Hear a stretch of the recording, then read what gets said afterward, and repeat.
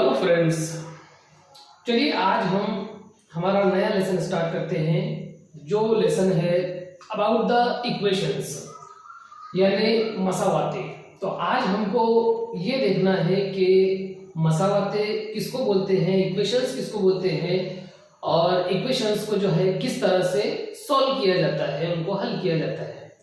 देखिए, सबसे पहले हम इक्वेशन का मतलब समझते हैं कि हम कौन सी एक्सप्रेशंस को, कौन सी फिक्रों को इक्वेशंस बोल सकते हैं। देखिए, कुछ मिसालों के जरिए हम समझते हैं कि इक्वेशंस बनती कैसे हैं और इक्वेशंस का मतलब क्या होता है। जैसे सबसे पहले हम अगर 3 को 2 से मल्टीप्लाई करें तो हमको हमारे पास मिलेगा 3 2 6। उसके बाद अगर हम 5 के अंदर 1 प्लस करें तो इसका मतलब भी होता है 6। देखिए, दो अलग अलग फंक्शन हमने दो अलग अलग तौर पर किए हुए हैं। उसके बाद अगर हम 12 को डिवाइड कर दें 2 से तो उसका भी मतलब होता है 6। 3 अलग अलग एक्सप्रेशन हमने देखे जिसके अंदर 3 को 2 से मल्टीप्लाई करने पर भी 6 मिला, 5 के अंदर 1 प्लस करने पर भी 6 मिला और 12 को 2 से डिवाइड करने पर भी 6 मिला है। इन तीनों चीजों की वैल्यू 6 आ रही है। तो इन तीनों एक्सप्रेशंस को, इन तीनों फंक्शंस को हम इक्वेशंस की शक्ल में लिख सकते हैं। इनको हम इक्वल बोल सकते हैं और जो चीजें, जो एक्सप्रेशन इक्वल होते हैं उनको हम इस तरह से इक्वल का साइन लगाकर जो है वो लिख सकते हैं। यानी हम लिख सकते हैं कि 3 multiplied by 2 it is equal to 5 plus 1 and it is equal to 12 divided by 2।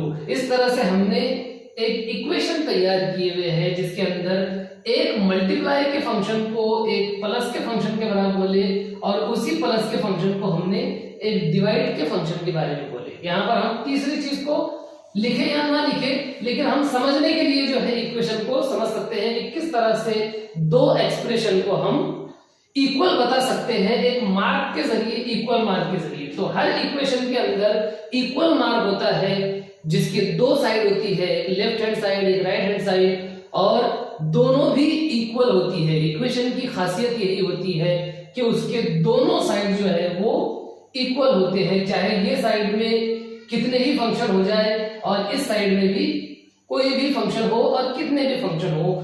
तो ये इस तरीके से हम जो है मसावात का या इक्वेशन का जो बेसिक कंसेप्ट है, जो उसका आइडिया है, जो उसका मतलब है, उसको हम समझ सकते हैं। अब देखिए, जब हम इक्वेशन का मतलब समझ जाते हैं तो फिर उसके अगली स्टेप में हम ये बात लेते हैं कि इक्वेशंस के अंदर जो है वो अंग्रेजी के अल्फाबेट्स ABCD XYZ वगैरह इस्तेमाल किए जाते हैं जिनको कहा जाता है वेरिएबल।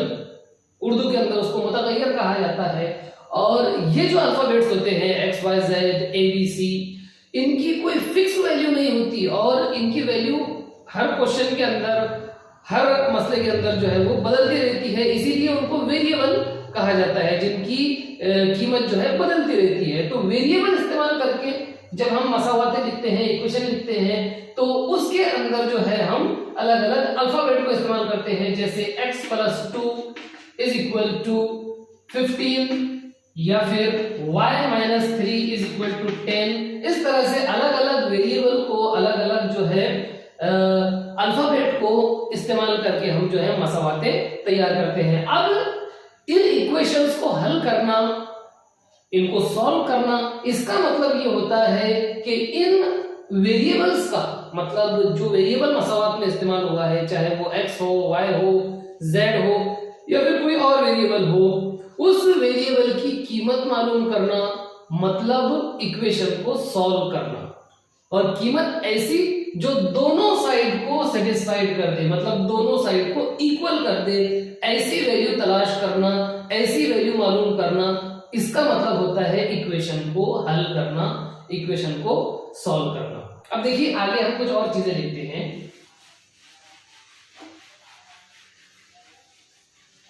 देखिए, इक्वेशंस की कुछ प्रॉपर्टीज हम देखते हैं। इक्वेशन की कुछ प्रॉपर्टीज ये होती है, सबसे पहली प्रॉपर्टी ये होती है कि अगर कोई इक्वेशन दी हुई है और उसकी दोनों साइड में आप एक स्पेशल डिजिट अगर ऐड कर रहे हैं, कोई कॉमन नंबर अगर दोनों साइड में प्लस कर रहे हैं, तो उससे इक्वेशन को कोई फर्क नहीं पड़ता, बल्कि इक्वेशन बैलेंस रहती है। जैसे फर्ज कीजिए हम एक इक्वेशन लेते हैं x + 3 = 5। ये हमारे पास एक इक्वेशन मौजूद है। अगर हम इसके लेफ्ट हैंड साइड में कोई नंबर प्लस कर ले और वही नंबर राइट हैंड साइड में भी प्लस कर ले, तो उससे इक्वेशन को कोई फर्क नहीं पड़ता। जैसे सपोज x + 3, इसके अंदर हमने एक नंबर प्लस कर लिए 4, और उसी 4 को अगर हमने राइट साइड में भी प्लस कर लिए, तो इससे इक्वेशन को कोई फर्क नहीं पड़ता, बल्कि इक्वेशन जिस तरह से पहले इक्वल रहती है, बैलेंस्ड रहती है, उसी तरीके से कॉमन नंबर को ऐड करने पर, दोनों साइड में ऐड करने पर इक्वेशन पर कोई फर्क नहीं पड़ता। ये पहली प्रॉपर्टी। दूसरी एक खास बात यह है कि अगर किसी कॉमन नंबर को इक्वेशन में से दोनों साइड में माइनस भी किया जा रहा है, तो माइनस करने से भी कोई फर्क नहीं पड़ता। सपोज इसी नंबर 4 को अगर हम इक्वेशन में से माइनस कर दे तो भी कोई फर्क नहीं पड़ेगा, बल्कि x + 3 - 4 = 5 - 4। इस तरीके से जो है हमने एक कॉमन नंबर को प्लस करे तो भी इक्वेशन पर कोई फर्क नहीं पड़ा, अगर किसी कॉमन नंबर को दोनों साइड से माइनस कर दिए तो भी कोई फर्क नहीं पड़ता इक्वेशन की कीमत पर, उसकी वैल्यू पर। बिल्कुल उसी तरह से अगर हम किसी नंबर से, कॉमन नंबर से मल्टीप्लाई करते हैं, तो उस वक्त भी इक्वेशन पर कोई फर्क नहीं पड़ता। लेकिन इसके अंदर एक खास बात यह है कि जब हम किसी कॉमन नंबर से इक्वेशन को मल्टीप्लाई कर रहे हैं, तो इक्वेशन की दोनों साइड को इक्वली मल्टीप्लाई करना पड़ता है। जैसे अगर हम x + 3 = 5, इस इक्वेशन को अगर 2 से मल्टीप्लाई कर रहे हैं, तो हमको इक्वेशन के लेफ्ट हैंड साइड में जो पूरे अरकान है, जो हर टर्म है, उस हर टर्म को, ईच एंड एवरी टर्म को जो है हमको 2 से मल्टीप्लाई करना पड़ेगा। जैसे x + 3 को अगर हम इस तरह से मल्टीप्लाई 2 से कर देंगे, तो ये इक्वेशन बैलेंस नहीं होगी। सपोज हमने 2 से मल्टीप्लाई कर दिए, x + 3 × 2 = 5 × 2। ये जो है ये रॉन्ग मेथड रहेगा, ये सही नहीं रहेगा, बल्कि हमको लेफ्ट हैंड साइड के हर टर्म को, हर रुकन को 2 से मल्टीप्लाई करना पड़ेगा, और राइट हैंड साइड के अंदर भी जितने अरकान मौजूद है, जितने भी टर्म्स मौजूद है, हर टर्म को 2 से मल्टीप्लाई करना पड़ेगा। मतलब ये कि इक्वेशन को बैलेंस करने के लिए पूरी साइड को जो है मल्टीप्लाई करना पड़ेगा, लेफ्ट हैंड साइड को भी और राइट हैंड साइड को भी, मतलब उसके हर टर्म को जो है वो 2 से मल्टीप्लाई करना पड़ेगा। जैसे x + 3 को अगर हम मल्टीप्लाई कर रहे हैं 2 से और 5 को मल्टीप्लाई कर रहे हैं 2 से, तो हमको 2 से x को भी मल्टीप्लाई करना पड़ेगा और प्लस करके 3 से 2 को मल्टीप्लाई करना पड़ेगा। इस तरह से हमारी इक्वेशन बैलेंस होगी, और उसी वक्त हम कह पाएंगे कि हमने कॉमन नंबर से दोनों साइड को जो है वो मल्टीप्लाई किए हैं, और उसी वक्त जो है हम ये कह सकते हैं कि इक्वेशन जो है वो राइट है या फिर इक्वेशन बैलेंस्ड है। तो इस तरीके से हमारा जो है तीसरा उसूल हमने समझे कि किसी कॉमन नंबर से जो है मल्टीप्लाई करने पर इक्वेशन को कोई फर्क नहीं पड़ता। उसी तरीके से चौथा जो बेसिक फंक्शन है दैट इज डिवाइड।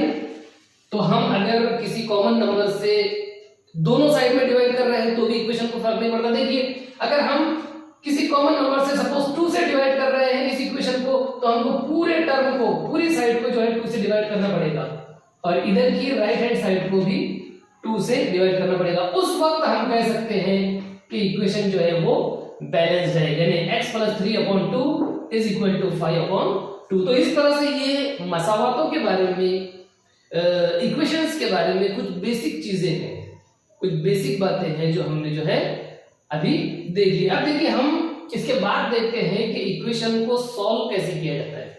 जैसे मैंने आपको अभी बताया कि इक्वेशन को सॉल्व करने का मतलब होता है उसके अंदर मौजूद वेरिएबल की कीमत मालूम करना, उसके अंदर जो मुतगय्यर है उसकी वैल्यू को उसकी कीमत को मालूम करना मतलब इक्वेशन को हल करना। चलिए हम एक मिसाल के जरिए देखते हैं किस तरह से इक्वेशन सॉल्व की जाती है। फर्ज कीजिए हमारे पास एक इक्वेशन मौजूद है y + 5 = 15 और हमको इस इक्वेशन को, इस मसावात को जो है हल करना है। अब जैसे हमने अभी एक उसूल देखे हैं कि दोनों साइड में किसी कॉमन नंबर को माइनस करने पर इक्वेशन पर कोई फर्क नहीं पड़ता, तो फर्ज कीजिए हम इस इक्वेशन के अंदर दोनों साइड में 5 को माइनस करते हैं, तो देखिए क्या होता है। y + 5 हमारे पास पहले से मौजूद है और हम इसमें से 5 माइनस करते हैं बराबर 15 हमारे पास मौजूद है और हमने जब ये साइड में 5 माइनस किया तो हमको इस साइड में भी 5 माइनस करना पड़ेगा। देखिए किस तरह से हम एडजस्टमेंट के तौर पर, क्योंकि हमारे पास यहाँ 5 है इसलिए एडजस्टमेंट के तौर पर हमने जो है वो 5 में से 5 माइनस किए और जब इधर 5 माइनस हमने किए तो हमने उसूल के तहत हमको राइट हैंड साइड में भी 5 माइनस करना है। तो देखिए किस तरह से y जब हम 5 में से 5 माइनस करेंगे तो हमारे पास 0 बच जाएगा = 15 में से जब हम 5 माइनस करेंगे हमारे पास 10 बच जाएगा। y + 0 y = 10। इस तरह हमारे पास y की कीमत जो मिल जाती है वो सादे तौर पर जो है वो 10 मिल जाती है और यही 10 जो होता है ये हमारे y की कीमत होती है और y की मतलब वेरिएबल की जो कीमत आ रही है वही मसावात का यानी इक्वेशन का हल है। तो एक सादी एग्जांपल के जरिए हमने ये समझे हैं कि किस तरह से इक्वेशन को सॉल्व किया जाता है और वेरिएबल की कीमत मालूम की जाती है। देखिए एक और एग्जांपल के जरिए हम इसको समझने की कोशिश करते हैं।